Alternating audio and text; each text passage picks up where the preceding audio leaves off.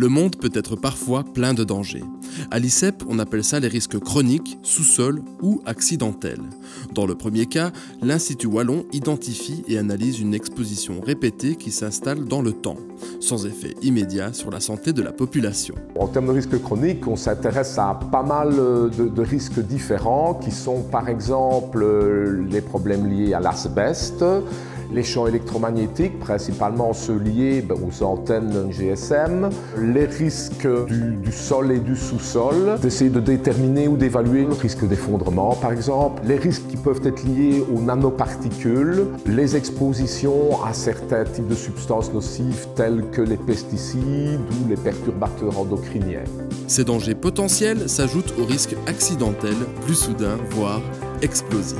En termes de risque accidentel, nous nous sommes d'abord intéressés à l'incendie. À partir de cette expertise, on s'est étendu à toute la problématique des explosions, l'analyse post-sinistre, où là, on va essayer de déterminer la cause d'une catastrophe lorsqu'elle se produit. Et à partir de cette activité et de ces recherches de causes, on a développé une expertise qu'on exploite aussi ou qu'on valorise en termes de prévention. Fort de son expérience et de ses partenariats internationaux, l'Institut scientifique de service public participe à de nombreux projets scientifiques, dont des études wallonnes sur les pesticides. Il s'agissait de mesurer dans certaines zones l'exposition de populations aux pesticides qui sont généralement liés à l'activité agricole. L'ICEP s'occupe donc bien de la santé de notre environnement, mais aussi de notre patrimoine.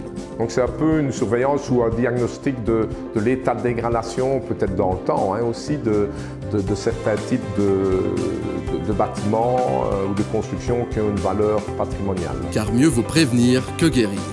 En tant qu'organisme notifié et certifié, l'ICEP met son expertise à disposition des instances publiques et de nombreux acteurs privés partout dans le monde.